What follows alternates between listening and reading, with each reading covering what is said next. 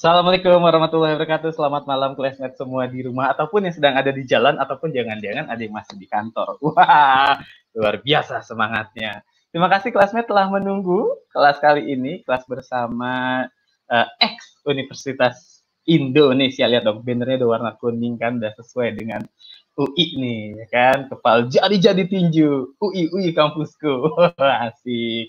Terima kasih classmate sudah bergabung, sudah menunggu. Mohon maaf jika kita ngaret ya, tadi ada pembahasan dulu, penting kita membahas stabilitas ekonomi di Zimbabwe soalnya, jadi harus terkendala sedikit.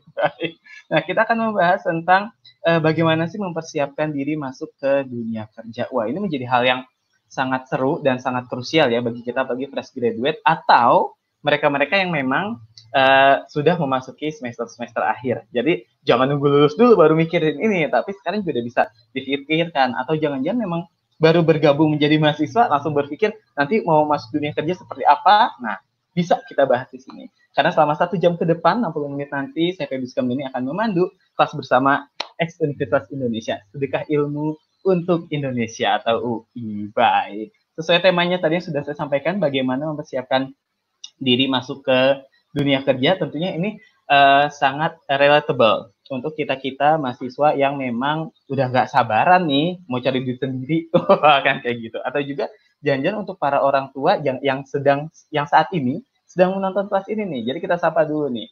Ada siapa saja classmate yang sudah bergabung. Wow, ternyata ada yang dari Timika Papua, dari Ivana Warawi, salam hormat dari Timika Papua. Hormat teman-teman di Indonesia Timur, saat ini sudah pukul 21. Terima kasih semangatnya, jam 9 malam masih bersama. Terima kasih loh Mbak Ivana Warawi, juga teman-teman dari UHAMKA juga sudah hadir.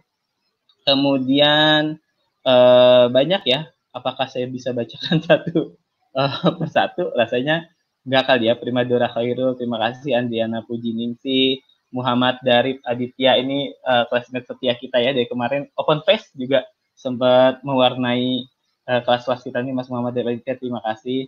Ora Asra, kemudian Evi Vida, dan lain sebagainya. Terima kasih sudah bergabung, dan saya juga ucapkan terima kasih kepada narasumber kita kali ini yang memang sudah menyempatkan waktunya untuk berbagi ilmu, untuk bersedekah ilmu bagi classmate yang memang sedang mempersiapkan diri masuk ke dunia kerja. Ini sesuatu yang penting ya, sesuatu yang menarik ya. Langsung aja kita undang kalau gitu ya.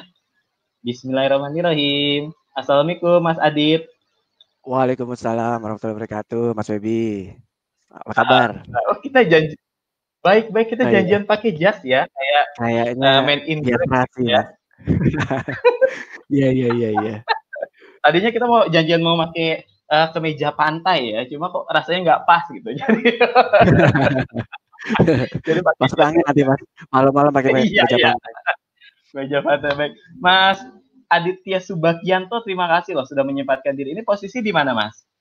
Saya masih di rumah, Mas. Di rumah aja. Selama Iya, ini Eva. Di daerah mana kalau boleh tahu ini, Mas? Saya saat ini di Lebak Bulus, Mas. Oh, Lebak Bulus. Baik. Jakarta Selatan. Memang tinggal di situ atau? Kebetulan lagi di rumah mertua nih, Mas. Oh, baik. Sebagai kalau ada acara seperti ini kan saya juga pasti ada anak yang harus dijaga nih. Jadi harus ada yang dititipkan untuk sementara lah. Takutnya nanti. Kalau tinggal memang di Lebak Bulus juga atau? Kebetulan rumah di Cibubur, Mas. Kalau teman-teman suka main ke Cibubur, ada daerah namanya Bukit Golf ya, komplek. Nah, mainlah. Dan kalau mau beli rumah juga boleh di sana, sekalian promosi. Ya, silakan mampir nanti kalau misalnya pandemi sudah usai ya, boleh mampir ke Mas Aditya. Langsung teror aja, classmate. Saya mau dunia kerja gimana nih caranya? Oh. Baik, berarti nggak jauh lah ya. Saya juga di Depok saat ini, jadi nggak terlalu jauh dari Cibubur. Tapi saya dekat dengan UI. Oh, gitu ya. Di Depok, iya, nggak jauh. Paling cuma 10-20 menit tuh UI dari rumah saya.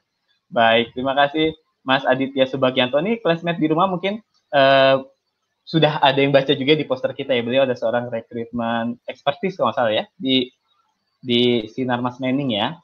Dan betul. Juga seorang grafologis. Wah, ini istilah yang kece yang harus kita tahu ini sebenarnya apa. Nanti Mas Adit bisa bantu jelaskan ya.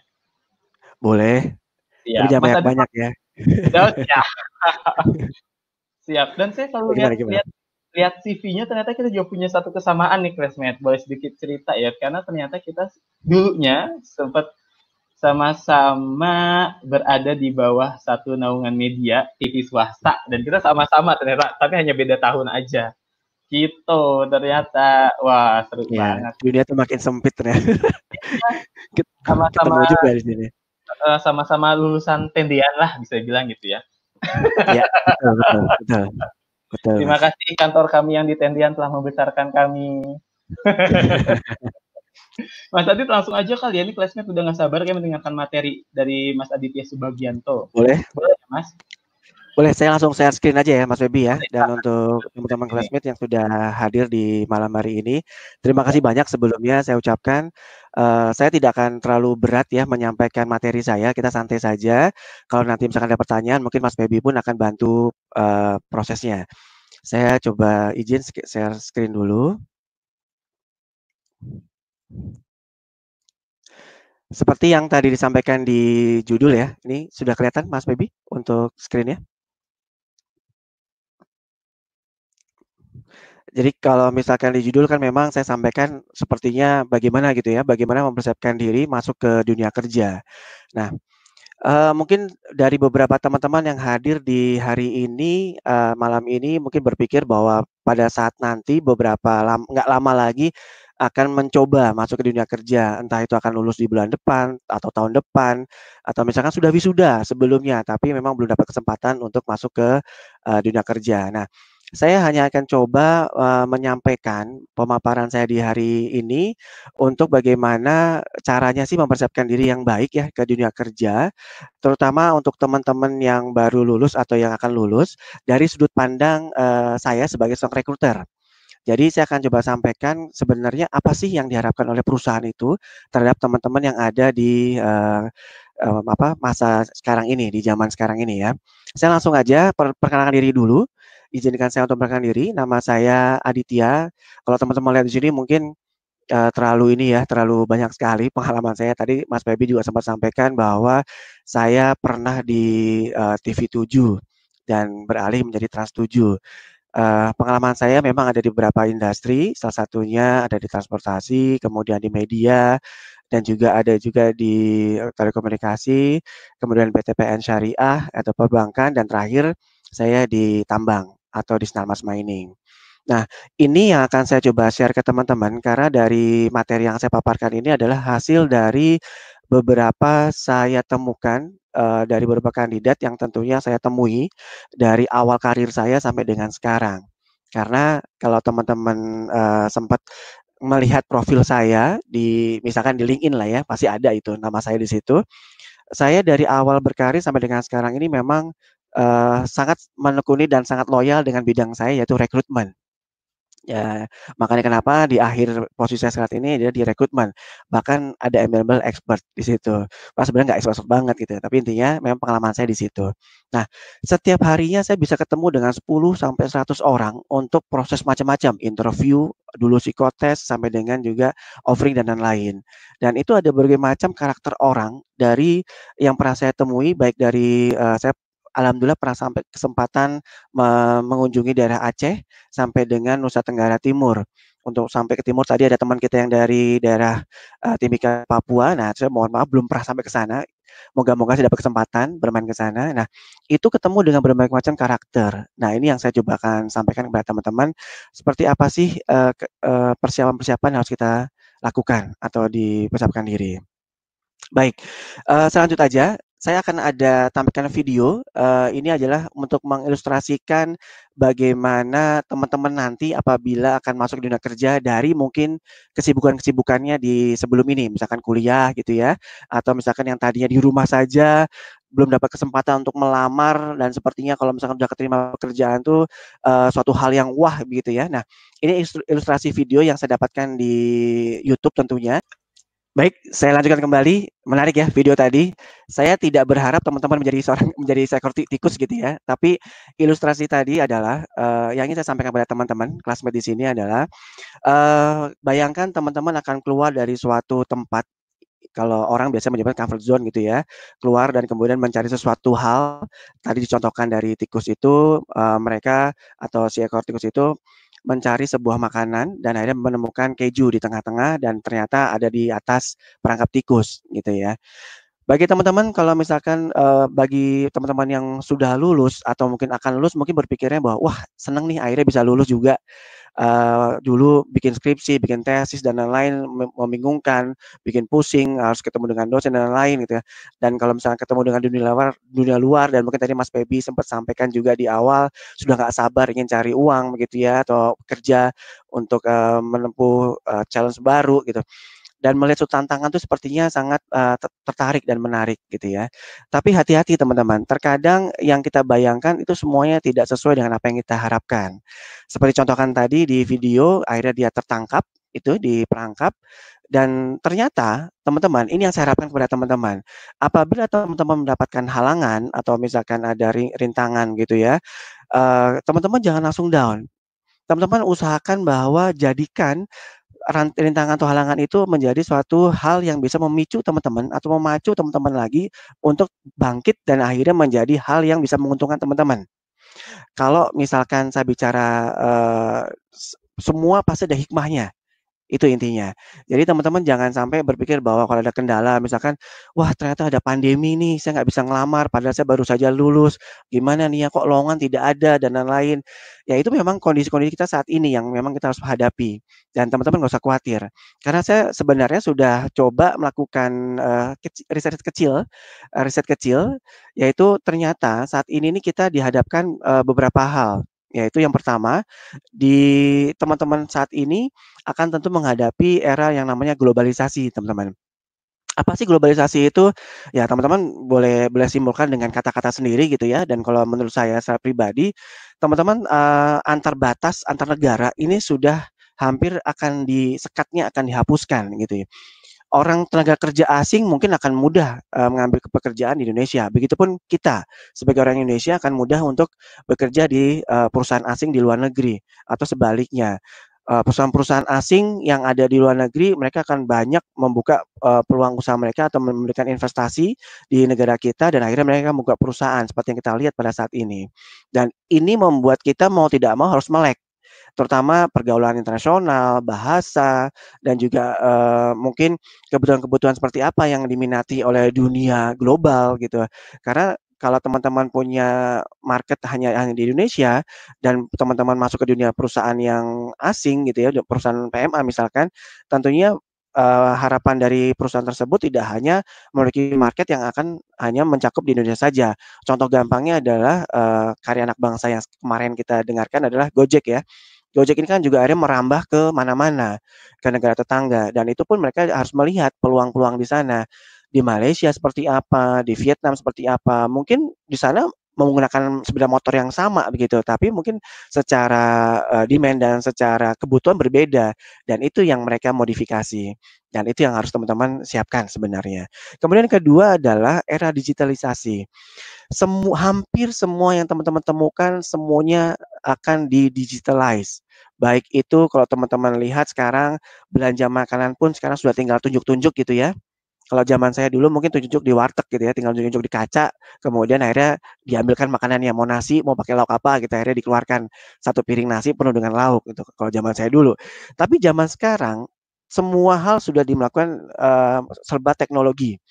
Tadi saya bilang naik ojek pun sekarang sudah pakai teknologi, memesan makanan sudah menggunakan teknologi, bahkan teman-teman menabung menabung ke bank pun tidak perlu jalan lagi ke kantor, cabang satu bank tertentu, sekarang sudah menggunakan teknologi teman-teman dari rumah bisa melakukan, nabung uang dan transfer dan lain-lain begitu. Dan, travel pun teman-teman tidak perlu, datang ke travel agent gitu ya. Teman-teman cukup cari di beberapa platform atau aplikasi, contoh Traveloka, Tiket.com, atau lain-lain gitu ya. Itu bisa langsung pesan di situ dan itu tidak perlu ada kontak dengan, orang-orang yang ada di travel agent tersebut, karena teman-teman bisa milih langsung, kemudian teman-teman tentukan mana, akhirnya teman-teman bisa beli langsung di situ. Dan ini yang teman-teman harus pahami. Bahkan di beberapa perusahaan, contoh di perusahaan kami pun ada harapan untuk melakukan digitalize. Contoh gampangnya gini, Kalau zaman dulu kami di site atau di tambang batu bara kami mungkin ya, rata-rata kan menggunakan survei dengan melihat, tanah dan juga batu diambil kemudian dicek di lab gitu ya. Kemudian, apa namanya, kita harus jalan ke area sebelah sana dan penuh dengan maksudnya kegiatan manual gitu.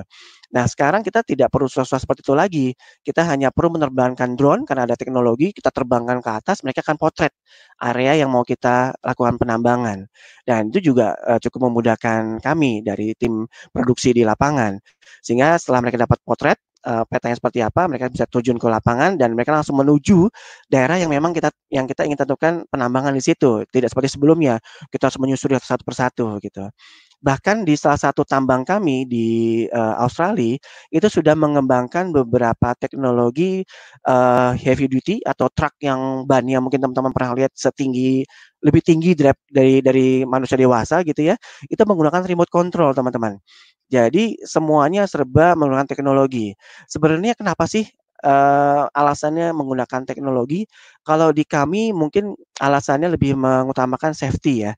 Karena kalau misalkan kita menggunakan teknologi, kalau kita bicara masalah truk tadi, tabrakan mungkin akan berkurang, kecelakaan yang mengakibatkan cederanya manusia atau tenaga operator kami juga akan berkurang dan seperti itu alasan-alasannya mungkin sekarang yang bisa kita lakukan.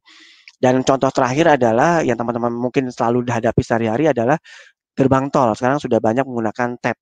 Jadi tidak ada yang menggunakan petugas lagi di loket dan itulah contoh-contoh yang digitalisasi yang mau tidak mau teman-teman harus hadapi itu semua. Semua pekerjaan bisa saja digantikan oleh teknologi dengan robot.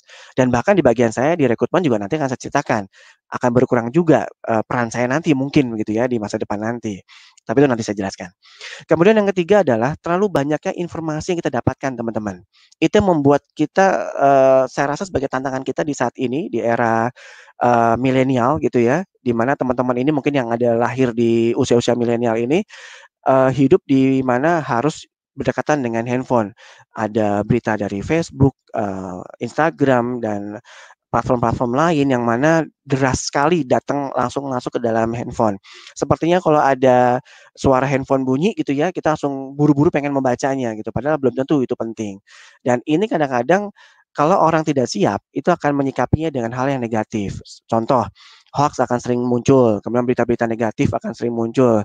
Orang akan saling serang menyerang pendapat di era sosial media sekarang gitu dan itu kalau orang tidak kuat mungkin akan membuat pusing kepala dan akhirnya bisa membuat kita salah dalam memilah informasi mana yang benar. Dan makanya kenapa beberapa pemerintah kita sekarang ada yang meluncurkan beberapa platform untuk menanggulangi hoax tadi. Contohnya di tempat saya di Jawa Barat itu ada Jabar Hoax, jadi bisa Saber Hoax gitu ya. Jadi kalau kita pengen tahu ini benar nggak sih beritanya, nah biasanya kita bisa kirimkan ke mereka, mereka akan bantu menelusuri dan juga memberikan informasi yang tepat, yang mana yang benar. Dan itu harus teman-teman bisa mendapatkan dengan cukup mudah dari teman-teman pemerintahan. Yang keempat, tentunya yang tidak kalah hebohnya adalah saat ini teman-teman, pandemi COVID-19. Tidak hanya teman-teman sebagai seorang fresh graduate atau yang masih sedang kuliah di akhir semester gitu ya, kami pun di perusahaan itu sangat menghadapi tantangan yang sangat sangat luar biasa sekali, deras sekali gitu ya tantangannya. Karena apa? Jujur selama 3 bulan ini kami atau saya pribadi sudah 3 bulan di rumah, melakukan work from home. Bahkan anak saya yang, masih usia sekolah SD gitu ya dan TK, mereka harus study at home. Jadi kalau misalkan pada saat pagi saya mulai bekerja, mereka pun bersama-sama juga sedang study dengan gurunya melalui, media online dan itu cukup membuat kita, menantang juga. Keluar rumah tidak bisa karena ada pandemi, harus menggunakan, masker dan juga mungkin dengan penutup penutup face shield untuk muka gitu ya, dan tangan harus segera dicuci, sampai di rumah pun harus ada protokol kesehatannya dan itu mungkin akan membuat kita akan semakin merasa bahwa ini mau kemana sih arahnya gitu ya, kita akan dipersulit nih seperti ini. Ya, tapi teman-teman nggak usah khawatir, kita akan doakan pandemi ini akan segera berakhir dan juga kita akan segera menatap, new era atau teman-teman biasanya mendengarnya dengan new normal ya, gitu. Kita akan langsung aja ke slide berikutnya. Selain tadi yang saya ceritakan di era-era yang, tantangan yang tadi, dan tentunya teman-teman juga saya ingatkan kembali bahwa kita sudah masuk ke era di mana, revolusi industri di mana 4.0 ya. Kita sudah masuk di mana semuanya serba menggunakan AI, artificial intelligence, big data, robotics, dan juga komputer, bahkan laptop semua serba di smartphone, menggunakan dengan sudah tidak zamannya lagi tuh, semua menggunakan, apa, kita datang secara manual gitu ya, semua serba 4.0. Dan ini juga industri yang memaksa kita untuk berubah mindset kita. Karena secara prediksi kita tidak bisa menentukan tuh ke depannya seperti apa. Ya contoh seperti sekarang, kita nggak tahu tiba-tiba muncul yang namanya COVID, corona ini yang hanya sekecil begini tapi akhirnya bisa merubah semua nasib orang yang ada di dunia gitu ya. Ada yang kehilangan pekerjaan, ada yang merubah pekerjaannya atau bahkan perusahaan strategi atau targetnya berubah dan lain-lain.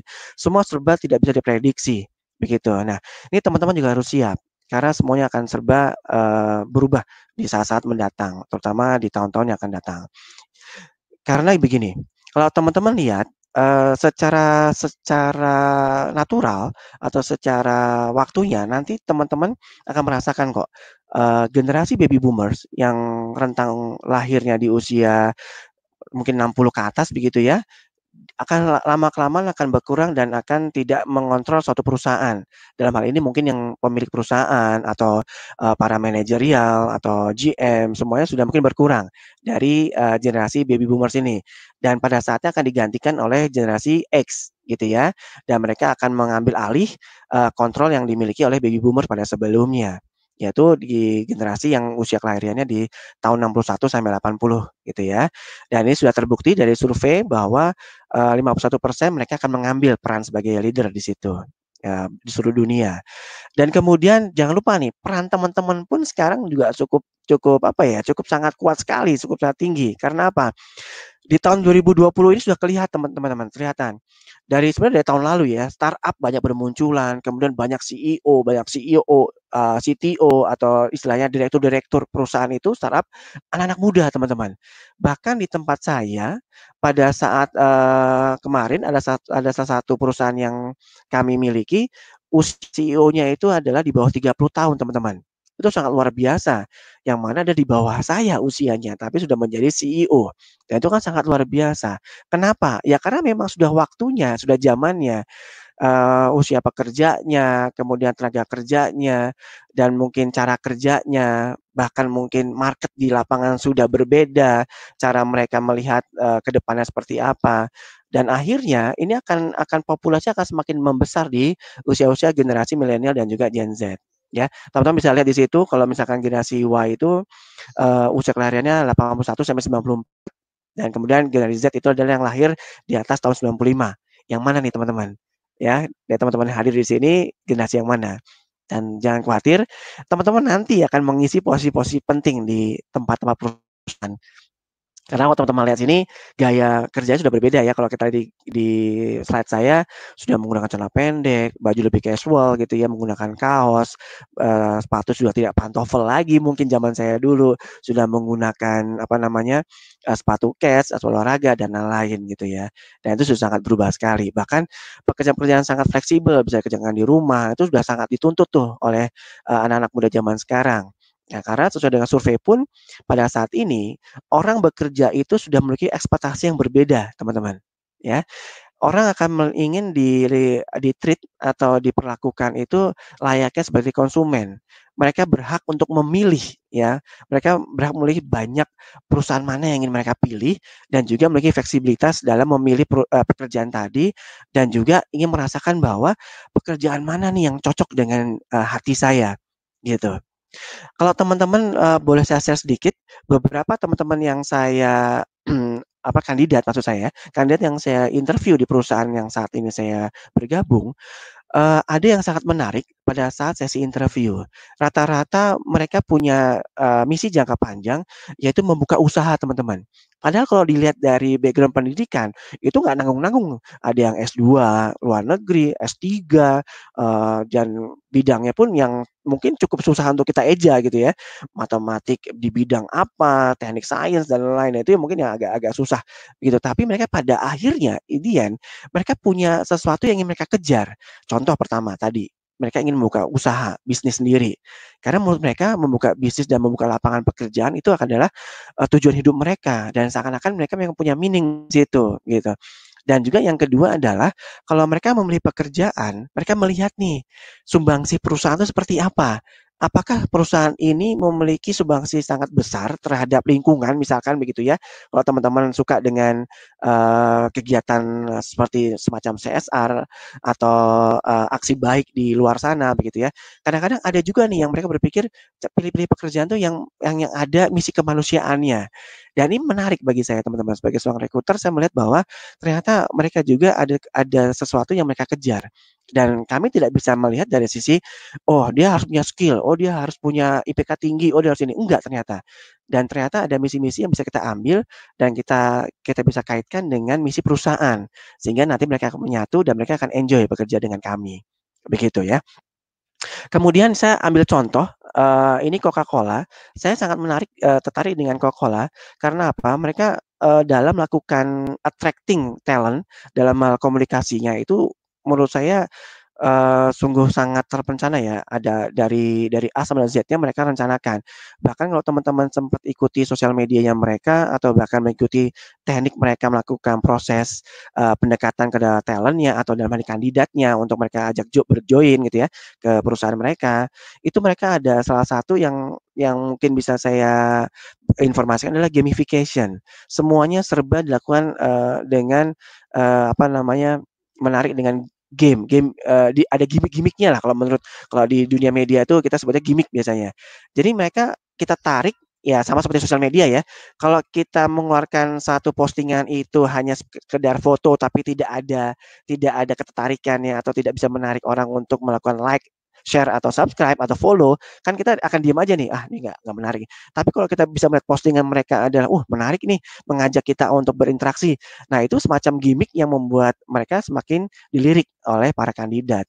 Dan kadang-kadang, perusahaan itu akan berpikir, 1000 kali cara bagaimana cara menarik si kandidat tadi. Karena sudah berubah nih para pencari kerja. Mereka menganggap bahwa mencari kerja itu sekarang sudah pilihan, nggak kayak seperti saya dulu.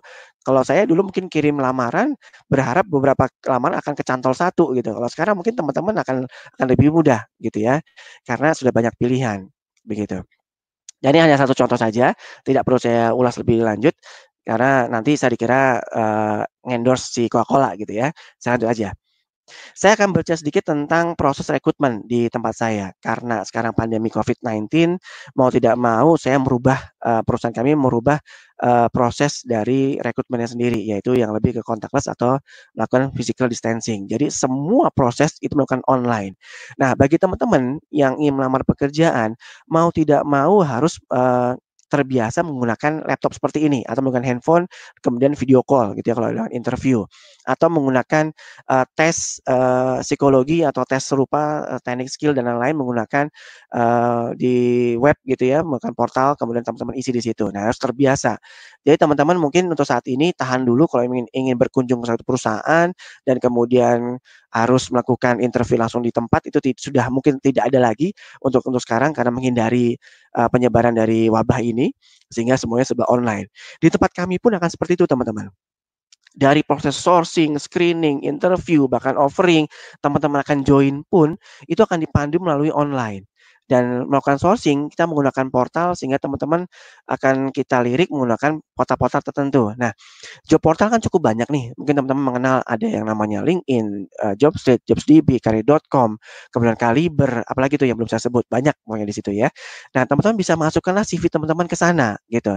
Karena kami dari perusahaan itu pasti akan menebak atau menembak dari beberapa job portal tadi gitu ya, yang akan kita ambil dari situ. Atau bahkan kami pun punya karir website sendiri dan dari situ kami akan mencari mana, kriteria dari kandidat yang akan kita pilih. Proses screening-nya pun kita akan dibantu oleh yang namanya AI atau artificial intelligence yang kita masukkan dalam applicant tracking system, yaitu di rekrutmen sistemnya sendiri. Dan teman-teman tidak perlu, kami tidak perlu susah-susah gitu ya, kalau zaman dulu, zaman saya, mungkin buka CV satu persatu gitu ya, dan baca satu-satu sampai mungkin matanya sampai merah dan lain-lain gitu. Kalau sekarang saya tidak perlu sampai sejauh itu, effort saya. Saya cukup menekan keyword di dalam satu sistem yang saya punya. Misalkan saya lagi mencari seorang IT gitu ya, atau seorang ekonomik, orang ekonom atau akuntan, saya tinggal ketik akuntansi dengan lulusan tahun sekian, IPK sekian gitu ya. Nanti si sistem itu akan memunculkan sendiri mana yang paling memenuhi dengan syarat keyword yang saya keluarkan. Dan biasa mereka akan memberikan masukan atau memberikan rekomendasi mana yang hampir 100% sesuai dengan kebutuhan kami. Nah, itulah canggihnya AI zaman sekarang. Kita sangat terbantu di situ. Jadi kalau teman-teman merasa bahwa kok CV saya nggak pernah dipanggil ya, kok saya udah kirim CV banyak tapi tidak pernah dipanggil. Makanya jangan, mungkin mungkin kalau saya bisa sampaikan di sini, ada satu keyword yang teman-teman tidak tuliskan dengan rapi, mungkin typo gitu ya, teman-teman salah menuliskan kata dengan tepat, karena kurang teliti mungkin di situ. Atau teman-teman kurang menjelaskan apa menjadi pengalaman teman-teman selama teman-teman punya pengalaman kerja, atau organisasi di dalam lingkungan kuliah atau sekolah teman-teman. Nah, kadang-kadang keyword saya juga macam-macam, mungkin pernah pengalaman organisasi di BEM atau di OSIS dan lain-lain. Dan itu akan sangat membantu, terutama bagi yang fresh graduate. Bagi yang teman-teman yang fresher kan kadang-kadang tidak punya pengalaman kerja nih. Mau nggak mau saya akan melirik dari situ, dari pengalaman organisasi atau dari pengalaman internship dan lain-lain atau magang gitu ya. Dan itu akan sangat membantu kami dalam memilih mana yang sangat sesuai dengan requirement yang kita miliki. Jadi kalau tidak punya pengalaman jangan mengaku kalah dulu gitu ya, karena semua pasti tetap ada kesempatannya. Dan proses interviewnya teman-teman harus terbiasa dengan layar seperti ini, video call gitu ya, dengan pakaian yang rapi. Ini saya hari ini mempersiapkan diri bertemu dengan Mas Febi dan juga teman-teman kelasmate di sini menggunakan jas mungkin katanya gitu ya supaya kelihatan rapi. Nah itu kadang-kadang diperlukan. Karena apa? Karena juga membuat apa ya? First impression-nya supaya menarik sehingga pada saat tatap muka interview seperti ini teman-teman akan dilirik dan juga si interviewer akan betah melihat teman-teman gitu ya. Karena kalau teman-teman tidak tidak dandan atau tidak rapi, tentu kita juga merasa, "Ini serius nggak sih mau kerja di tempat kami?" Seperti itu. Dan kadang-kadang interview pun bisa sampai 4 kali tahapan, baik dengan user, dengan HR, dengan atasannya user tadi, bahkan juga sampai mungkin interview dengan bagian yang expert tadi. Jadi ada 4 tahapan biasanya. Offering teman-teman cukup biasanya melakukan telepon atau dengan email kita akan lampirkan offering-nya dan teman-teman bisa melakukan negosiasi melalui telepon atau melalui email. Dan itu cukup dimudahkan pada saat ini, karena dengan saat ini kita menghindari adanya contactless ya, menghindari ada hubungan dengan langsung ketemu dengan kandidat langsung. Sebelum teman-teman join dengan kami, tentu kita ada virtual onboarding.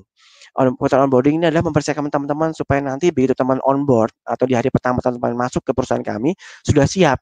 Biasanya kita akan minta teman-teman yang join di tempat kami itu masuk ke platform tertentu dan kita pandu di situ baik perkenalan perusahaan kami, kemudian mengenal lingkungan perusahaan kami seperti apa, layout dari lantai kerja kami seperti apa, nanti teman-temannya seperti apa. Nah, itu kita kenalkan di situ. Sehingga pada hari pertama teman-teman tidak perlu bingung-bingung lagi di mana kantor saya, gimana nanti kerja saya, dan bahkan apa yang harus saya kerjakan itu tidak perlu bingung lagi di hari pertama. Harapan kami seperti itu, ada virtual onboarding sebelum teman-teman join di hari pertama. Nah, itu dari sisi kami teman-teman. Dan apa sih yang harus teman-teman siapkan dari sisi teman-teman nih sebagai job seeker di COVID-19 pandemi sekarang ini? Tentunya sih teman-teman harus lebih adaptif ya dengan perubahan-perubahan yang teman-teman rasakan pada saat ini. Tidak bisa bersentuhan bukan bersentuhan secara fisik ya, maksudnya bertemu dengan orang jaga jarak, kemudian juga teman-teman harus menggunakan masker. Kadang-kadang kalau ketemu dengan orang kan juga kita akan susah ya menggunakan masker, bicara juga akan tidak jelas. Dan itu teman-teman harus siapkan hal-hal seperti itu. Kemudian juga tadi saya bilang sudah terbiasa menggunakan media online seperti ini, video call banyak yang sekarang kita gunakan. Ada webinar Zoom, ada Hangout, mungkin dulu ada Skype dan lain-lain ya, WhatsApp video call. Nah, teman-teman harus terbiasa dengan hal itu. Dan juga responsif, teman-teman. Kenapa responsif? Karena teman-teman seperti yang saya infokan tadi, di pandemi ini banyak perusahaan yang mungkin jatuh atau mungkin menurun dari tingkat perusahaan mereka, sehingga diharapkan ada beberapa yang mereka mengerem dari proses mencari karyawan baru. Nah, apa yang harus teman-teman lakukan? Ya tentunya selain teman-teman harus responsif dengan hal itu, ya teman-teman harus mulai inovatif. Luangkan waktu banyak banyak waktu luang kan teman-teman ini sekarang. Jadi luangkanlah waktu teman-teman untuk banyak belajar. Sekarang kalau saya baca di beberapa literatur di sosmed dan lain-lain gitu ya, banyak yang menawarkan pelatihan-pelatihan yang gratis teman-teman. Nah, teman-teman bisa gunakan itu untuk teman-teman belajar. Sehingga waktu yang teman-teman punya saat ini akan terpakai dengan sangat sempurna dan juga akan sangat berguna untuk teman-teman gunakan nanti di masa kerja. Karena kita juga pasti akan tanya kan, apa yang teman-teman lakukan pada saat teman-teman hanya di rumah? Kira-kira apa teman-teman jawabannya? Ya kalau jawaban bagus kan idealnya teman-teman pasti akan jawab, ya saya belajar Pak, ada platform training, saya ikuti beberapa materi dan saya sudah mengambil sertifikasi bla bla bla gitu ya. Itu cukup, cukup bagus. Tapi kalau teman-teman jawaban yang lain, misalkan saya di rumah aja Pak, mungkin hanya ngecek-ngecek lowongan kerja dan lain-lain kan itu kurang menarik bagi kami gitu. Dan ya mungkin teman-teman nggak akan berani lah jawab seperti itu. Sejelek-jeleknya mungkin teman-teman akan jawab secara ideal ya mungkin akan cari waktu untuk menggunakan waktu secara positif dan juga akan secara optimal digunakan sebagai pembelajaran diri gitu ya. Dan terakhir kreatif. Nah, sekarang dengan proses yang mana perusahaan mungkin akan sangat selektif dalam mencari kandidat atau mencari karyawan, tentu akan dicari kandidat yang sangat mungkin beda dari yang lainnya, out of the box gitu ya. Jadi mungkin kalau saya mencari desain grafis, saya carinya mungkin yang sangat berbeda desain grafis yang lainnya. Contoh gampangnya lah skillnya lah. Kalau dulu saya cari yang 2 dimensi, mungkin harusnya nih yang sekarang harus naik kelas nih, jangan yang 2 dimensi. Berarti yang 3 dimensi lah gitu ya, atau animasi yang lebih tinggi lagi dan lain-lain. Atau kalau dulu misalkan bicara masalah platform, untuk teman-teman IT, kalau sekarang bicara masalah di kuliah mengambil SQL atau apa platform pemrogrammingnya PHP dan lain-lain, ya mungkin nanti teman-teman kita akan mencarinya yang lebih tinggi dari itu. Python atau misalkan yang lebih canggih-canggih bicara masalah Scrum dan lain-lain ya. Dan itu yang kita cari sebenarnya. Nah, teman-teman bisa lakukan 4 hal ini yang harus teman lakukan. Karena apa? Karena pandemi ini memang menguras pikiran dan tenaga. Tidak hanya bagi teman-teman dan juga bagi kami di perusahaan. Siapa yang tidak bingung teman-teman? Di mana kita harus berjualan misalkan gitu ya, ternyata yang mau beli pun agak berkurang di lapangan. Dan kita harus berpikir kreatif bagaimana cara tetap berjualan, memenuhi target, tapi dengan hal memikirkan protokol kesehatan tadi gitu. Nah itu juga menurut kami dalam hal kutip menjelimet lah kalau bahasa Jawanya begitu ya di kami. Saya lanjutkan. Saya hanya akan memberikan secara singkat, tadi sudah saya sampaikan bahwa rekrutmen itu, secara proses bagi teman-teman yang mungkin belum mengenal proses rekrutmen di setiap perusahaan itu common-nya seperti ini, bisa lihat di layar. Jadi dari awal kita akan tentu dari perusahaan adalah membentukkan manpower planning, kita akan menentukan planning-nya, kita mencari berapa orang, posisi apa dan lain-lain gitu ya. Kemudian yang kedua kita masuk ke dalam proses sourcing, sudah saya jelaskan tadi dan juga selecting-nya ada 4 tahapan yang sangat biasa kita lakukan. User, expert, HR, dan juga second superior, itu atasan dari user yang tadi. Dan ini biasanya syukur-syukur dilakukan setelah panel interview, dan sekarang teman-teman akan sangat dimudahkan efisiensi dengan menggunakan video call seperti ini, sehingga teman-teman dalam satu waktu bisa ketemu dengan 4 orang sekaligus. Nah, itu sangat memudahkan teman-teman. Kemudian tahap yang keempat adalah offering letter dan hiring. Mungkin di tengah-tengahnya ada yang menggunakan tentu ini dan teman-teman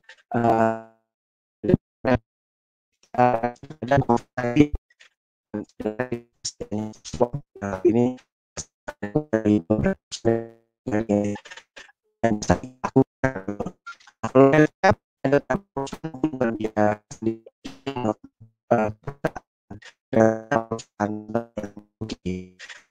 biasanya bukan kami FCU untuk menggunakan kita rapid test. Kalau misalkan non reaktif kita terima, kalau misalkan reaktif kita tunggu, kita cek. Kalau nanti misalkan teman-teman sudah non reaktif, tentu kita hire. Dan kemudian onboarding kami sampaikan tadi semua harus melakukan online gitu. Kemudian lanjut lagi, seperti saya tadi bilang, ini kondisi sebelumnya nih teman-teman. Zaman dulu teman-teman mungkin udah jarang sekali zaman sekarang melihat bahwa menggunakan seperti ini ya, iklan baris atau iklan koran di dalam koran. Dulu saya setiap hari Sabtu atau Minggu selalu beli koran, salah satu majalah atau koran yang sangat nasional gitu penyebarannya dan hanya mencari kolom-kolom seperti ini untuk koran-koran itu ya. Kemudian yang kedua adalah menggunakan aplikasi surat lamaran teman-teman. Jadi dikirim menggunakan pos, menggunakan perangko, kemudian juga semuanya di fotokopi, di-scan, atau bahkan kita foto sampai dicetak dan lain-lain, kita kirim lewat pos. Bahkan ada anekdot pada saat itu, kalau teman-teman belum mengirimkan 100 lamaran atau amplop, itu tidak akan diterima suatu perusahaan pun. Dan terbukti oleh saya sendiri, waktu itu saya sangat banyak mengirimkan lamaran dan baru keterimalah di perusahaan saya yang pertama, begitu ya. Ya itu saya sih percaya nggak percaya aja. Tapi emang saya selalu mengirimkan lamaran menggunakan pos ini. Kebayang berapa biaya yang keluar pada saat itu. Dan kemudian invitation letter, teman-teman. Dulu mungkin sangat common sekali perusahaan akan mengirimkan surat panggilan itu dengan surat seperti ini, dikirim ke rumah. Dan yang naas adalah kadang-kadang kalau teman-teman mengirimkan mencantumkan alamat yang tidak tepat atau tidak lengkap, surat panggilan ini mungkin akan nyasar dan teman-teman akan dipastikan tidak akan kepanggil kalau zaman dulu gitu ya. Dan kemudian prosesnya teman-teman akan diundang ke kantor, kemudian interviewnya pun mungkin tatap muka seperti ini dengan beberapa orang, dan tes psikologinya juga teman-teman akan dilakukan dengan kelas gitu ya, rame-rame dengan beberapa orang, dan dilakukan di dalam ruangan yang mungkin sangat besar dan lain-lain gitu. Nah, itu dulu. Kalau sekarang teman-teman sudah sangat berubah seperti yang saya bilang tadi kan. Saya ulang lagi, tadi ada job portal untuk setiap job vacancy yang ditampilkan. Kemudian perusahaan akan menggunakan jasa layanan sistem. Kalau saya sekarang kemarin menggunakan Zuayam, yaitu salah satu aplikasi tracking system yang membantu kami dalam memilah kira-kira kriteria kandidat yang sesuai dengan yang kami miliki. Kemudian juga panggilannya menggunakan email di sistem itu tadi. Jadi saya tinggal klik, kemudian muncullah si panggilan tadi ke email teman-teman atau ke WhatsApp teman-teman. Sehingga teman-teman cukup membalasnya menggunakan email pun dengan email maupun dengan WhatsApp. Jadi tidak perlu ada telepon dan lain-lain. Dan terakhir adalah menggunakan jasa software nih teman-teman, seleksinya kalau zaman sekarang. Selain menggunakan video call yang tadi saya sampaikan, Zoom atau Hangout dan juga dan lain-lain gitu ya. Tapi ada juga yang menggunakan video interview by software nih teman-teman. Jadi teman-teman akan dibantu si recruiter ini dengan cara adalah teman-teman akan diminta untuk masuk ke dalam satu sistem tertentu, kemudian akan dipandu oleh robotik atau komputer di dalam layar teman-teman di laptop atau di handphone begitu, dan mereka akan menanyakan beberapa pertanyaan. Dan kemudian teman-teman akan dipotret seperti yang digambar ini adalah teman-teman akan dilihat bagaimana gestur teman-teman, kemudian juga jawaban teman-teman akan direkam dan lain-lain. Sehingga pada akhir sesi interview menggunakan software ini, itu akan muncul hasil interpretasi dari teman-teman. Apakah teman-teman sesuai dengan harapan kami atau sesuai dengan requirement yang kita butuhkan dan lain-lain. Dan ini sangat sekali teknologi sekali teman-teman. Bahkan saya sebagai seorang rekruter kadang-kadang suka minder nih. Ini canggih banget caranya. Sehingga mungkin nanti pekerjaan saya mungkin akan pelan-pelan akan disingkirkan nih oleh teknologi ini gitu ya. Gitu. Tapi itu masih lama. Jadi sekarang saya masih bisa menggunakan video call lah gitu ya. Karena untuk kita menggunakan video interview ini memang investasinya juga cukup lumayan, tidak murah karena kita harus mengcombine atau istilahnya itu kalibrate lagi dengan kebutuhan yang ada di internal kita. Karena jangan sampai yang kita butuhkan ternyata berbeda hasilnya yang mereka keluarkan. Nah, itu biasanya membutuhkan waktu gitu. Dan ini tadi saya hanya sekilas saja. Intinya adalah kita berharapkan teman-teman memiliki digital experience. Semuanya serba digital.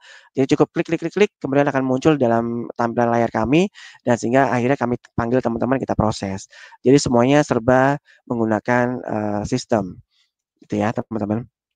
Dan kalau teman-teman mungkin sempat mendengar istilah STEM nih teman-teman. Kalau belum pernah akan saya jelaskan sedikit gitu ya di sini. Apa sih kira-kira prospek kerja, bidang-bidang apa yang memiliki prospek kerja sangat berprospek gitu ya di masa yang akan datang. Kalau saya baca di beberapa survei, katanya nih teman-teman, ada 4 bidang yang nantinya akan sangat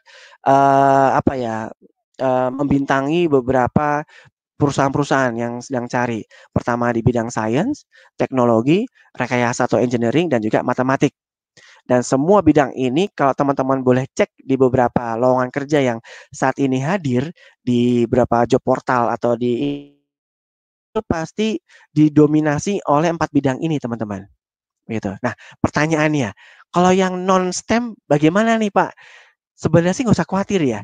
Karena begini, kalau saya melihatnya adalah teman-teman di lapangan, kalau teman-teman sebagai seorang IT atau seorang teknologi, pada saatnya nanti pun tetap membutuhkan campur tangan, orang human resource gitu ya.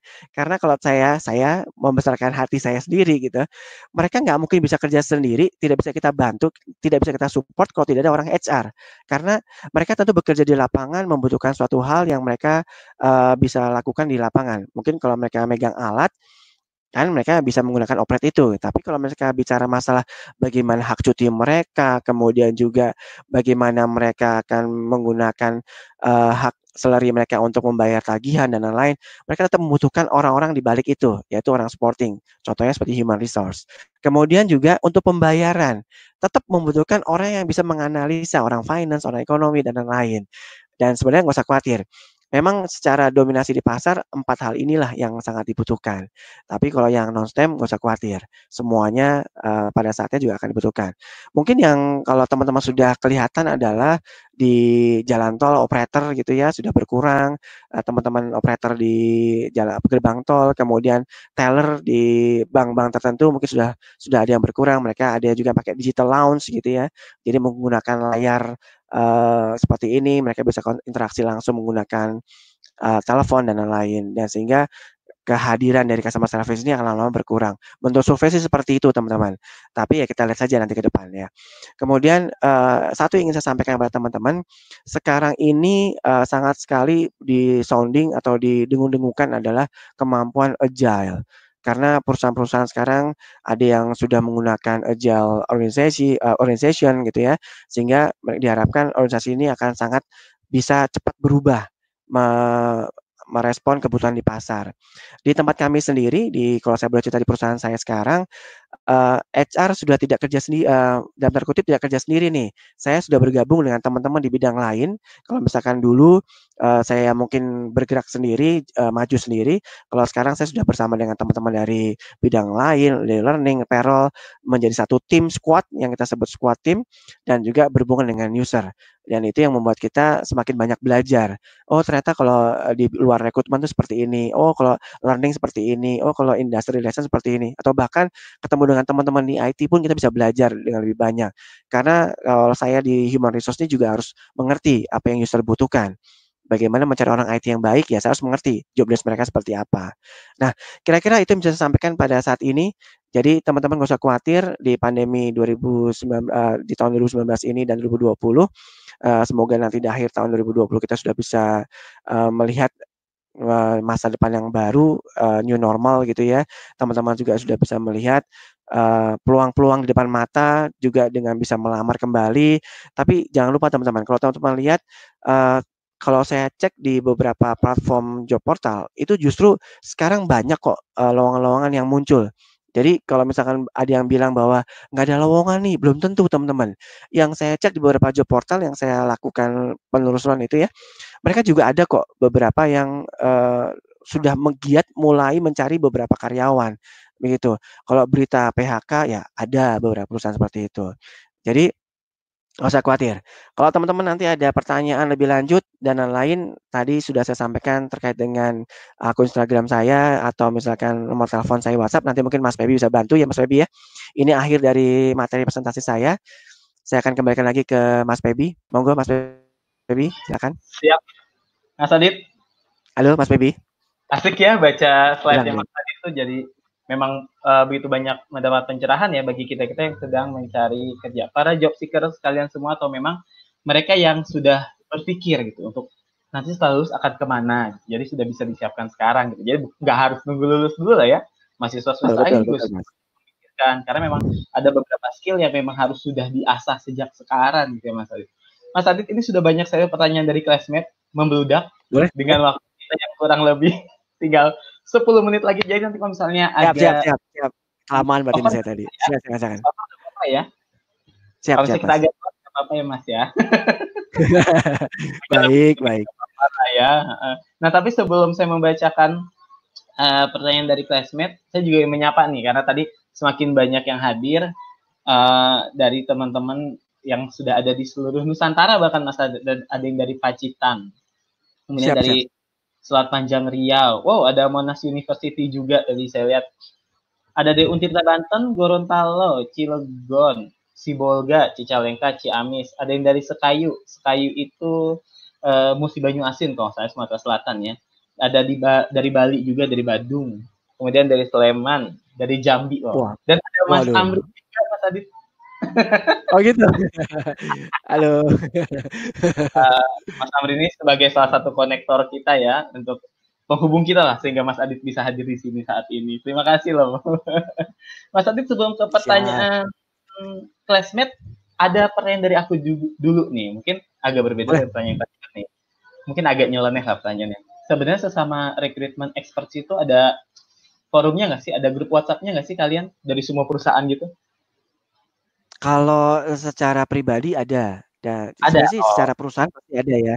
Kalau di Oh tempat ya. kami seperti di Sinarmas, kita punya satu grup khusus rekruter karena di situ kita akan saling share terkait dengan kebutuhan-kebutuhan di internal kami dan juga kalau misalkan bisa saling share ada kandidat yang bagus atau tidak, biasanya itu juga ada grupnya sendiri, Mas. Kalau di luar mau nggak mau kita biasanya bikin sendiri dengan teman-teman yang lain. Begitu Berarti sih. Mau nggak memang mau pasti ada. akan ada pertukaran informasi tentang job seeker ya. Jadi bahwa Betul, akhirnya betul, betul. attitude dari seorang job seeker juga harus dikendalikan, harus diperhatikan juga berarti ya attitude-nya ya. Betul, betul, betul. Jadi gini Mas, kenapa kadang-kadang kita juga membuat satu forum tertentu dengan beberapa teman-teman HR gitu ya, human resource di luar sana. Karena terkadang kita juga ingin melakukan cek reference Mas. Kita akan cross check Yes. kepada mungkin tempat dia bekerja sebelumnya begitu ya. Kita akan tanyakan bagaimana dulunya dia di sana. Saya misalnya bertanya dengan salah satu orang HR ya, kita akan pasti akan SKSD dulu nih dengan teman-teman HR di sana. Tentunya kan kita akan tanyakan, Pak atau Bu, dulu saya ada karyawan kandidat yang mengaku dulu pernah bekerja di tempat sana dan kalau saya boleh diinformasikan kira-kira dulu di sana seperti apa sih begitu. Dan sebenarnya kalau misalkan ditutupi kan juga sebenarnya aneh ya. Misalkan kita sama-sama HR nih, tentu kita tidak ingin ada hal yang buruk dialami oleh perusahaan setelah dia masuki begitu. Biasanya mereka akan sampaikan bahwa oh dulu seperti ini, seperti ini begitu. Ada kejadian menarik Mas Febi kalau saya boleh cerita sedikit. Boleh. Dulu saya pernah melakukan interview, ini moga-moga waktunya cukup ya. Jadi waktu saya interview saya sangat kaget karena ada 2 tahun waktu dia kosong di CV-nya. Saya coba tanyakan dan mereka tidak dan dia tidak berani menjawab dan menutupi dan dalam interview itu dia tuh tidak mau menjawab sama sekali sampai akhir sesi.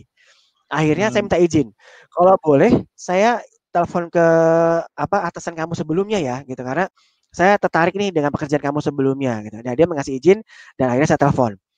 Dan ternyata sebenarnya alasannya sangat simpel.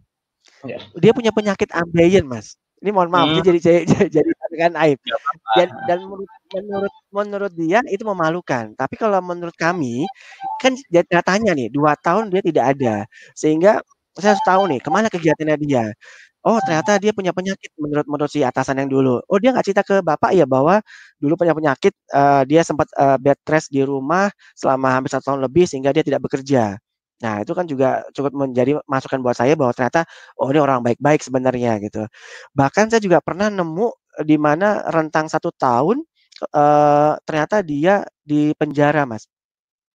Dan ini kan juga saya agak khawatir juga dan saya akan cross check ya ternyata waktu itu apa ya, kejadiannya kalau tidak salah dia mengambil barang di kantor dan itu membuat kami juga khawatir kan, kalau misalkan nanti dia join dengan kami, dia ya walaupun dia sudah dihukum gitu ya heeh, dan terulang kembali dan itu kenapa mungkin tadi saya juga sempat baca attitude dicek, dilihat nggak? Ya tentu akan kita lihat gitu. Dan kalau dibandingkan dengan kita tidak bisa mengeneralisasikan, Gen Z atau gen milenial itu attitude-nya buruk, enggak ya. Tapi memang ada gaya yang lain yang mereka tampilkan. Mereka mungkin lebih lebih casual gitu ya dibandingkan kami-kami yang berumur gitu misalkan gitu ya. Dan tapi dalam segi bekerja saya rasa cukup bagus kok mereka dan itu sangat membantu, culture yang dibentuk itu menjadi sangat hidup gitu kalau menurut saya sih yang saya rasakan. Jadi nggak usah khawatir bagi teman-teman Gen Z atau gen milenial nggak usah khawatir. Pokoknya ya be good Ya, aja lah ya. Jadi orang baik gitu. Jadi pasti kita akan dicari, akan dibutuhkan gitu ya. ya, ya. Kita lanjut ke pertanyaan classmate ya Mas Betul, Adit. betul. Dari Siap. ini Pak Elinus mungkin ya, Pak Elinus Waru ya. Bagaimana karakter yang diharapkan dalam memulai pekerjaan baru, khususnya pada dunia usaha? Banyak orang muda zaman sekarang tidak siap kadang-kadang dalam menghadapi tantangan. Apa yang perlu disiapkan? Karakternya seperti apa sih sebenarnya? Halo. Ya, monggo silakan Mas. Oke, saya agak putus-putus mendengar suara Mas Febi, tapi kalau saya baca di layar sini pertanyaan dari Bapak Elinus sangat bagus sekali Pak. Memang kalau bicara masalah karakter, terutama untuk teman-teman yang dalam tanda kutip anak muda zaman sekarang begitu ya. Sebenarnya kalau saya temui di lapangan, rata-rata kalau misalkan mereka memang sudah terbiasa melakukan organisasi, kemudian juga mereka terbiasa melakukan internship atau dalam hal ini gitu ya, kalau misalkan saya boleh sampaikan, biasanya mereka akan lebih siap untuk menghadapi dunia kerja. Karena apa? Karena kalau kita bicara masalah PKL atau mereka melakukan intern di dalam suatu perusahaan, mereka sudah bisa melihat tuh di perusahaan itu ternyata pekerjaan dari jam sekian sampai jam sekian, officer mereka ngapain, kemudian bagaimana mereka apa istilahnya kalau bahasa Jawa tuh unggah-ungguh dengan senior, dengan kawan, dengan orang bagian departemen lain itu seperti apa. Dan itu akan sangat membantu mereka bahwa di dunia kerja itu kan seperti itu kalau menurut saya. Jadi kalau karakter itu kan memang sebenarnya bisa dilatih dari kecil ya, dari usia kecil, dari usia sekolah mereka harus berkarakter cukup baik, mungkin pendidikan di sekolah juga cukup menentukan dan mereka bisa latih diasah kembali di saat mereka melakukan internship atau organisasi. Kalau mereka nggak pernah organisasi dan internship bagaimana? Nah itu biasa lebih ada yang nanya lagi tuh. Ya, kami tetap akan tetap menggali ada kegiatan apakah yang pernah dilakukan oleh si orang ini pada saat kemarin maksudnya begitu ya, sehingga bisa menjadi bekal mereka untuk bekerja. Contoh, saya akan menanyakan pernah punya prestasi atau tidak. Nah, itu kadang-kadang kan juga menentukan. Kalau dia pernah punya prestasi dan ternyata juara, dan itu kan tentu mereka punya strategi nih untuk meraih juara. Nah, itu akan kita gali. Dan biasanya orang yang sudah pernah juara memiliki mental juara, dan itu kita butuhkan tuh di perusahaan. Karena apa? Mereka akan ingin mengulangi kembali peraih prestasi tadi dalam perusahaan tentunya. Dan itu yang kita dorong. Ayo, kamu dulu pernah juara ini. Kenapa tidak di perusahaan ini kamu bisa meraih sesuatu yang mungkin bagi kamu sebagai achievement kamu di perusahaan ini. Dan itu yang bisa saya akan dorong. Pertanyaannya lagi, kalau nggak punya prestasi bagaimana? Ya bisa aja. Mereka kita lihat dari kegiatan-kegiatan di luar sekolah mereka, kampus mereka. Mungkin mereka punya usaha all shop atau online shopping gitu ya. Atau pernah membantu kegiatan Karang Taruna di rumah. Ada banyak lah yang coba kita gali. Biasanya orang rekruter itu memang akan sok tahu, sok kenal sok dekat Mas. Bertanya banyak hal tentang hal itu. Kira-kira itu sih Mas Febi yang bisa saya sampaikan. Baik. Mas Adit, kita langsung ke pertanyaan selanjutnya nggak apa-apa ya, dari Mbak Dela Widiati. Apa solusi yang tepat menghadapi interview ditambah nervous? Nah, ini karena nervous nih, jadi ngomong menakutkan. Iya. Solusinya nih, Mas. Baik, Mbak Dela Widiati ya, terima kasih atas pertanyaannya. Sebenarnya nggak cuma Mbak Dela saja. Kalau saya sekarang diundang interview di perusahaan baru, tentu tetap akan nervous juga, Mas. Walaupun punya jam terbang yang sangat tinggi, gitu ya. Tapi yang pasti begini, Mas Febi dan Mbak Dela, dan mungkin teman-teman yang mendengarkan pada saat ini. Kalau kita dalam interview itu memang persiapan sangat penting. Ya, persiapan sangat penting kenapa? Karena bicara masalah menjelaskan sesuatu itu kan butuh jam terbang. Kalau misalkan teman-teman punya CV, harapannya hafal luar kepala lah, apa yang teman-teman tuliskan di situ. Sehingga pada saat teman-teman ditanya, itu bisa menjelaskan lebih lanjut atas apa yang teman-teman tuliskan di situ. Caranya bagaimana? Ya mau nggak mau teman-teman harus belajar di depan cermin atau ngobrol seperti saya dengan Mas Febi nih, latihan di depan video call. Kemudian Mas Febi mendengarkan saya bicara dan nanti Mas Febi bisa mengkoreksi saya dan itu adalah satu caranya. Kalau nervous biasanya bukan hanya interviewinya ya, tapi kami pun nervous juga kadang-kadang. Kenapa? Karena kami juga punya target dari perusahaan, kamu harus dapat anak atau kandidat yang bagus. Sehingga kita jadi nervous nih. Dan kadang-kadang ketemu dengan kandidat nervous, nggak ketemu tuh frekuensinya, sehingga akan membuat kita sama-sama nervous. Nah biasanya kalau interviewer yang baik itu akan membuka dengan pertanyaan-pertanyaan yang sangat mudah atau yang sangat ya untuk membuka suasana baik nyaman dan lain-lain. Tapi kalau dia langsung menanyakan ke titik poin tertentu, ya itu sudah membuat kita semakin nervous. Kira-kira begitu, Mas. Baik, baik, Bahkan baik. satu cerita juga, saya pernah Ya, sampai ada satu kandidat saya putus haknya, Mas.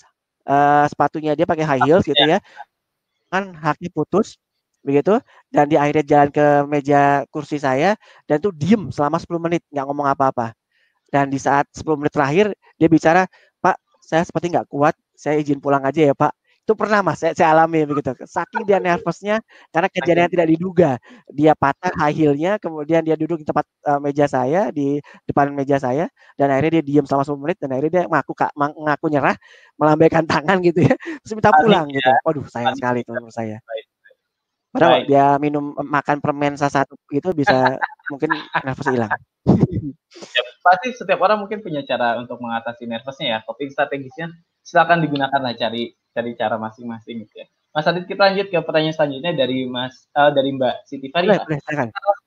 Antara skill dan penampilan outlook nih, mana yang diprioritaskan?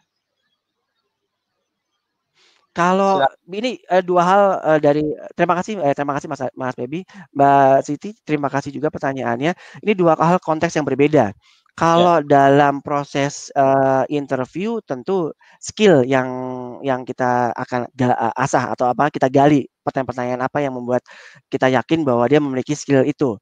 Sehingga kita akan bisa membayangkan bahwa, "Oh, ini cocok nih buat buat tempat pekerjaan yang akan dia tempati." Kalau penampilan, itu adalah pada saat dia, tampil di depan seperti ini, pada saat interview dan dia juga bisa meyakinkan kita bahwa apa yang dia bicarakan itu memang sesuai dengan apa yang dia miliki biasanya. Dan kalau bicara masalah penampilan kan biasanya hanya ya kita kalau melihat pandangan pertama menggoda kan biasanya akan ngikut terus nih gitu ya. Ketimbang kalau misalkan ternyata kita agak kecewa dengan penampilan pada saat dia datang ternyata dia bajunya kusut, rambutnya ya. berantakan atau misalkan dia mengeluarkan bau tidak sedap, misalkan dia buru-buru dari rumah misalnya begitu, itu kan membuat kita jadi ngerasa bahwa, kita nggak nyaman nih dengan keadaan seperti ini, sehingga interviewnya jadi nggak nyaman juga, gitu. Jadi Karena ini memang ada, dua dua hal konteks yang sangat berbeda. tentunya karena ada faktor-faktor lain juga ya Mas, selain skill ataupun teknis gitu ya. Banyak hal ya, salah satunya outlook tadi gitu ya. Kan itu juga Betul kadang-kadang betul mungkin juga bisa betul menjadi petunjuk seberapa seriusnya dia untuk melamar di tempat kerja itu. Bisa juga nggak sih seperti itu ya? betul betul betul. Penampilan sangat menentukan, Mas. Karena Siap, beberapa siap. kali ya seperti itu sih kejadiannya. Baik. Mas Adit, kita ada beberapa pertanyaan lagi nggak apa-apa ya? Kita lanjut terus ya. Boleh, silakan silakan. Nah, ini pertanyaan seru juga Siap nih ya. siap. Karena terkesan memang tadi kita membahas bahwa fresh graduate yaitu sarjana atau S1 atau S2 gitu. Nah, tapi ada juga kita jangan melupakan ada teman-teman juga dari SMK. Nah, ini pertanyaannya juga menarik nih dari Bu Dersi Ajis. Bagaimana sih mempersiapkan diri bagi tamatan SMK untuk masuk ke dunia kerja? Karena kadang-kadang kita harus bersaing dengan S1 dan S2. Silakan. Baik baik. Terima kasih, Bu Delsi Aziz ya atas Ya, pertanyaannya. Memang banyak sekali saat ini pertanyaan-pertanyaan seperti itu juga yang masuk ke tempat saya. Kebetulan kalau di tempat saya memang belum membuka kembali jurusan SMK, tapi kemarin kalau boleh cerita sedikit, sebelum saya menjawab pertanyaan Ibu tadi, Bu Delsi, bahwa kami biasanya kalau teman-teman SMK, itu akan kita sekolahkan lagi Mas Febi. Jadi kita bekerja sama dengan salah satu vendor vendor tertentu dan kita akan coba bantu mereka ke sana dan mereka akan dilatih dan juga akan mendapatkan pelatihan tertentu misalkan ya, kalau kemarin saya boleh cerita sedikit adalah di bidang IT Mas, dan mereka akan dilatih menjadi seorang programmer gitu, dan mereka akan dilatih selama berapa bulan di sana, setelah lulus akan kita tarik menjadi karyawan. Dan itu ada di tempat kami akan seperti itu. Karena memang tantangan, dunia sekarang biasanya jenjang pendidikan itu sangat menentukan. Karena apa? Harapannya dengan jenjang lebih tinggi, mereka akan lebih, apa ya, lebih siap, kemudian juga pola berpikirnya juga akan lebih, apa ya, lebih lebih mudah untuk kita kita drive untuk mereka melakukan hal-hal yang kan out of the box gitu ya, dan lain-lain. Tapi tidak menutup kemungkinan juga, teman-teman yang dari lulusan SMK ini juga memiliki inovasi-inovasi yang cukup bagus. Contoh, saya juga beberapa kali bantu, menjadi seorang jadi pembicara di PPKD Mas, di Jakarta Barat, pelatihan kerja di BLK-nya Jakarta Barat, itu rata-rata memang lulusan SMK di sana, dan di sana sangat bagus sekali menurut saya program dari pemerintah DKI, Jakarta Barat gitu ya, dan mungkin di Pemda-Pemda lain juga ada. Itu mereka diberikan pelatihan-pelatihan selama 1 bulan, menjahit, tata boga, otomotif, dan lain-lain. Mereka dibekali untuk hal itu sehingga mereka bisa melakukan, wirausaha. Sebenarnya itu juga bisa bersaing menurut saya. Karena apa? Kalau mereka bisa diasah skill-nya kenapa enggak gitu. Contoh waktu saya di media kemarin Mas, saya ngambil banyak dari situ. Orang-orang grafis, orang-orang tata busana, itu saya ngambilnya dari situ. Karena apa? Mereka lebih siap dengan dunia kerjanya gitu. Karena, berbeda kan kalau di dunia media itu kan mereka lebih ke teknis kan Skill pekerjaan. Jadi yang ya. kita cari, skill-nya yang kita cari. Nah, mereka langsung bisa dapet tuh, misalkan wardrobe gitu ya kalau dulu Mas Feby masih masih ingat wardrobe, kemudian apa, fashion stylist dan lain-lain, saya Iya. biasanya ngambil dari situ Mas, orang-orang dari, BLK-BLK yang memang sudah tersertifikasi dari pelatihan tadi 1 bulan dan kita tarik ke situ. Itu sangat membantu sekali di kami. Baik, memang sudah Gitu Mas. terlatih secara skill-nya ya, sudah terbukti lah seperti itu. Ya. Baik. Ini ada Betul. pertanyaan lagi yang memang kadang-kadang aku pun ketika melamar pekerjaan, interview itu menjadi sesuatu yang bikin deg-degan gitu. Tabu nggak sih sebenarnya? Nah, ini pertanyaan ini Mas menarik Mas. Dari Mas Asep Nurrahman. Nah, untuk fresh grad pada saat interview khususnya membahas perihal salary, bagaimana menjawab nih atau memberikan harga yang sesuai dengan kemampuan kita? Ini sesuatu yang deg-degan sih ya. Siap siap siap. Iya, terima kasih. Sebenarnya gampang saya jawab, Mas Asep. Iya, iya. Jadi gini Mas Asep, kalau misalkan dari segi boleh atau tidak bolehnya, kalau menurut saya justru seharusnya beranilah melakukan negosiasi, ya. Karena jangan sampai nanti, di ujung-ujungnya baru menyesal, "Kok cuma segini yang didapatkan?" Gitu. Iya. Nah, itu banyak sekali yang saya rasakan, kalau ternyata di depan tidak melakukan negosiasi gitu ya. Walaupun memang begini, setiap offering itu kami sebagai seorang HR itu punya range ya, punya range, salary atau istilahnya apa ya, punya punya beberapa punya range yang bisa kita tawarkan kepada teman-teman fresh graduate misalkan, gitu. Dan misalkan kita juga pasti melihat kan, orang ini punya skill di taraf atau level yang mana, sehingga bisa juga kita harapkan, dia masuk ke dalam level yang ini. Oh, kalau level ini gaji yang bisa kita berikan adalah sekian. Nah, itu yang kita sampaikan ke dia. Kalau misalkan ternyata yang bersangkutan menolak atau melakukan negosiasi, itu boleh. Itu haknya dia sebagai seorang kandidat yang sedang akan dalam tanda kutip kita beli, begitu. Dan kadang-kadang, mereka minta naik, nggak apa-apa, kita berikan biasanya, begitu.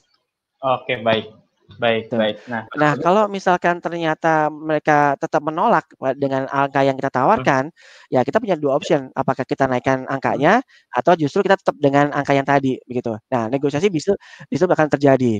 Nah, tapi untuk teman-teman fresh graduate jangan lupa melakukan, survei dulu di luar. ya. Kira-kira untuk posisi saya sekarang ini, di perusahaan yang ini, berapa sih gaji yang biasa diberikan? Karena kadang-kadang setiap perusahaan itu berbeda.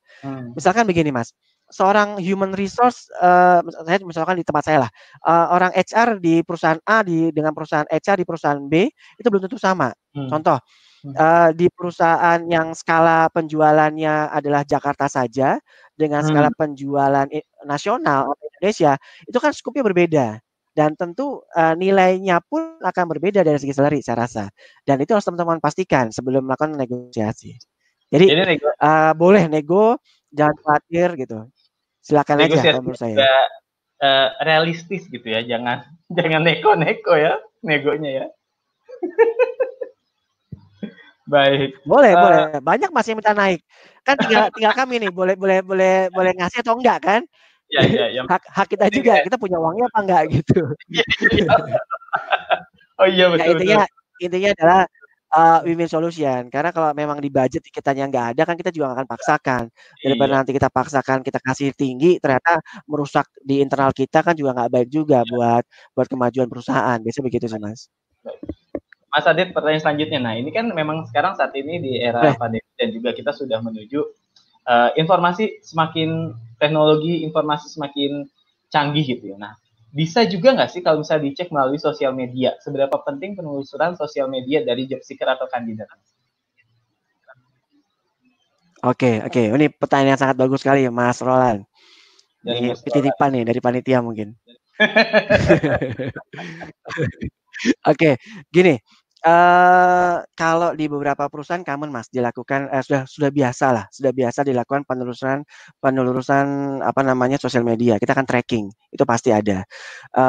Kalau teman-teman misalkan, pernah melihat ada berita, saya kalau nggak salah beberapa waktu yang lalu pernah ada berita, ada orang gagal masuk, beasiswa di salah satu kedutaan di luar negeri gitu ya, gagal karena ternyata dia menampilkan, di tracking ternyata dia apa, mendukung mendukung ini Mas, yang kegiatan-kegiatan politis yang anti anti pemerintah dan lain-lain gitu. Dan itu juga sangat sangat sangat biasanya, si perusahaan tadi tidak mau seperti itu.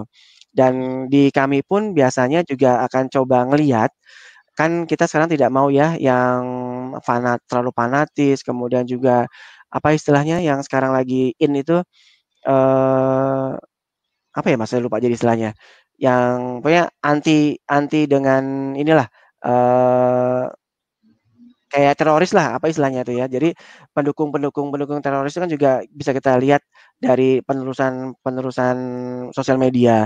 Dan bukan berarti dia nggak boleh, dia punya pendapat, tapi kadang-kadang, ada yang berpendapat memang betul dia simpatisan langsung di situ dan bertindak dan menghasut. Nah itu yang kita tidak mau, karena akan menjadi provokator. Tapi kalau dia hanya berpendapat berpendapat, bahwa memang menurut dia adalah preferensinya seperti ini, itu masih bisa kita kita ini sih. Dan ada juga, penerusan yang ternyata dia punya kegiatan-kegiatan yang negatif dan dia tampilkan di sosial media. Tentu kita nggak mau Mas, punya punya beberapa karyawan yang attitude-nya kurang baik. Karena apa? Sebagai kan sekarang sosial media ini, apa ya, menjadi corong-corong perusahaan juga Mas. Misalkan ternyata dia wakil dari perusahaan A misalkan, ternyata di sosial media dia menampilkan hal-hal yang tidak baik atau tidak senonoh. Dan tentu orang akan berpikir kan, "Wah ini karyawan dari PT A nih, wah berarti PT A ini nggak bener." Nah ujung-ujungnya ke situ. Nah kita nggak mau juga yang seperti itu. Jadi kita berhati-hatilah dengan hal-hal yang seperti itu. Jadi pesan buat teman-teman atau classmate yang ada di sini, hati-hatilah bermain dengan sosial media karena itu mau tidak mau akan selalu ter-record sampai kapanpun ada historinya. Walaupun teman-teman berusaha untuk nutupin, siapa tahu ada yang capture teman-teman dan difoto dan disimpan dan itu bisa dikeluarkan suatu saat nanti dan itu bisa me me apa ya, menusuk teman-teman dari belakang. Itu Iya, hati-hati sekali betul. menurut saya. Jadi pada akhirnya memang Apa jejak jejak atau track record si job jejak, seeker bisa kita lihat melalui sosial ya, media. Dan tentunya bukan hanya untuk job betul seeker, Mas, karena nyatanya juga beberapa kali berita kita ketahui gitu. Kadang-kadang caleg pun caleg atau calon-calon di politis betul atau pemimpin perusahaan itu juga kita bisa kita tracking dari situ ya, dari sosial media. Jangan betul semakin betul canggih lah. Jadi mungkin untuk job seeker betul, sekalian Mas. ya lagi-lagi berperilakulah baik gitu. Baik di dunia Ya, maya ataupun di dunia nyata itu. betul, Mas. Mas Iya, Adi, jangan-jangan apa? dia punya peran yang Hah? berbeda kan di situ. Jangan-jangan punya peran yang berbeda. Di dunia Iya, nyata dia menjadi A gitu ya, di sosial iya. media jadi yang B gitu. Heeh, betul itu yang harus hati-hati harus sangat dijaga. Ini ada pertanyaan lagi Mas. Nah ini agak Boleh, berbeda tapi rasanya menarik juga kita bahas. Dari Indra Cendikia, Mas mau nanya nih bagaimana cara menghadapi hari pertama bagi fresh grad yang belum memiliki pengalaman. Sudah masuk kerja, hari pertama bingung. Nah itu gimana?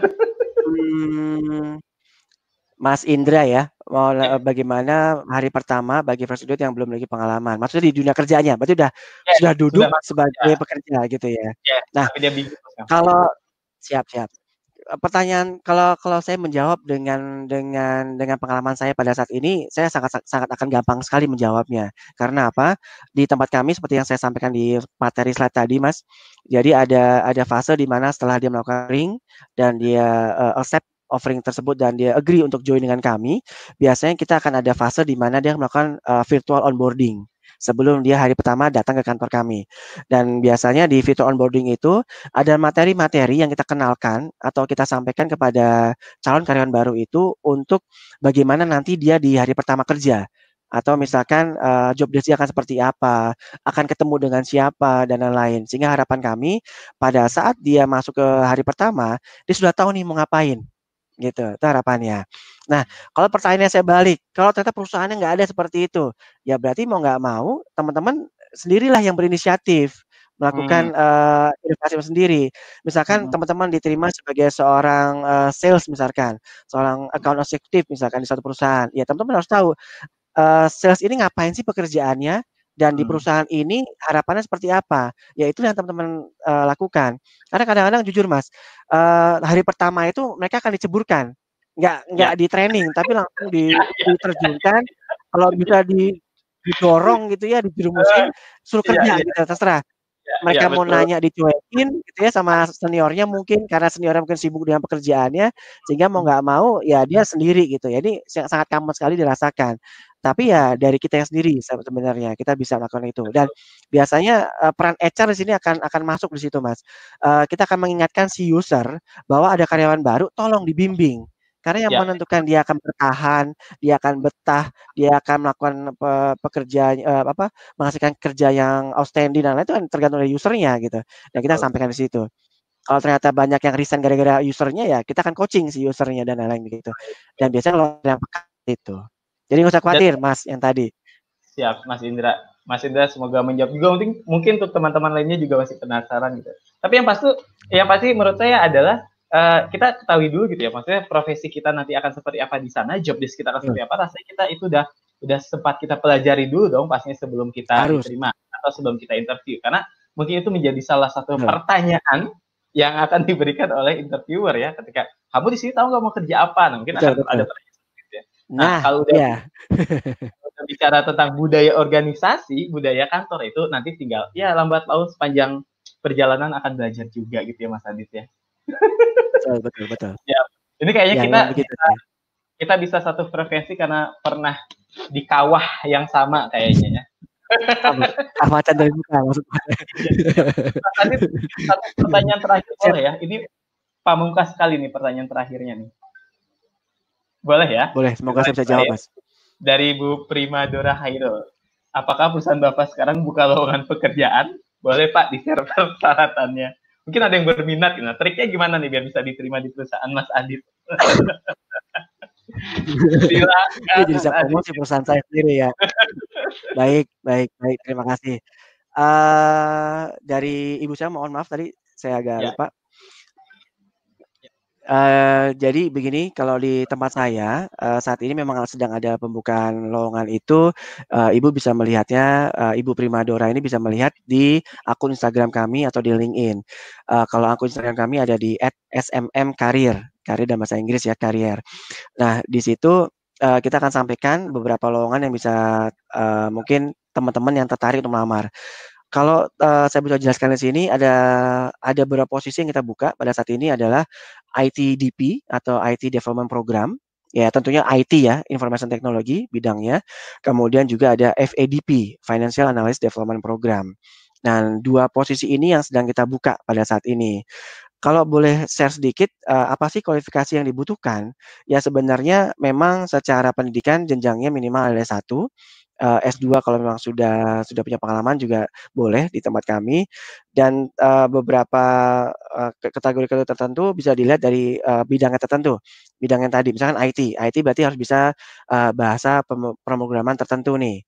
Kalau memang belum advance misalkan masih belajar di basic-nya sampai tahap apa, nah itu biasanya kita akan bisa maklumi karena namanya development program kita akan latih nantinya selama berapa lama di tempat kami.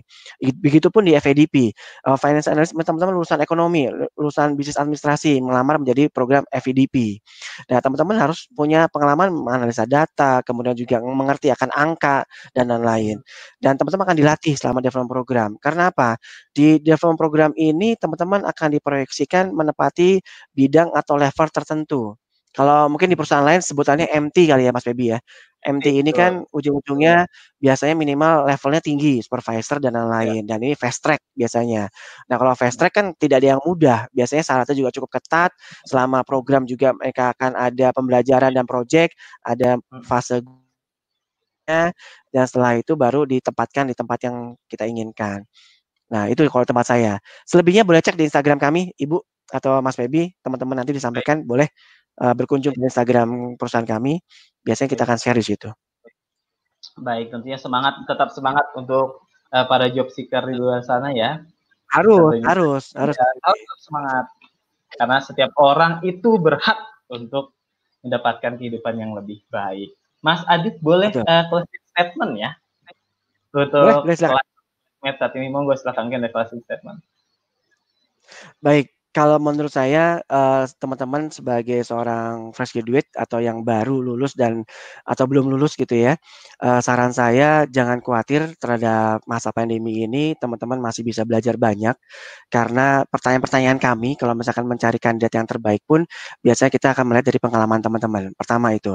Kedua adalah apa yang teman-teman pelajari. Kalau teman-teman pelajari dengan sangat serius dan menguasai, kemudian teman-teman asah skill-nya, itu tentu akan sangat digunakan, akan sangat terpakai dalam perusahaan. Yang ketiga, jangan lupa adalah menyesuaikan diri atau memantaskan diri dengan dunia kerja. Karena apa? Kadang-kadang teman-teman suka lupa nih, baru lulus masih kebawa suasana-suasana di kuliah dengan santainya atau dengan penampilannya atau dengan kesiapan mentalnya itu masih masih seperti di zaman-zaman kuliah gitu. Nah, di fase dunia kerja itu teman-teman sudah tidak ada kata seperti di kuliah ada, apa namanya, ujian susulan atau Hmm. misalkan bisa mengulang di semester ke depan.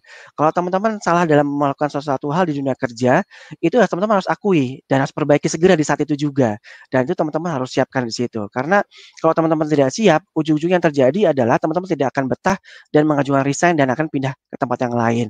Ini kalau yang negatif ya, tapi kalau teman-teman memang ada kesempatan yang lebih baik, ya itu akan lebih bagus lagi sebenarnya, pindah ke tempat yang lain.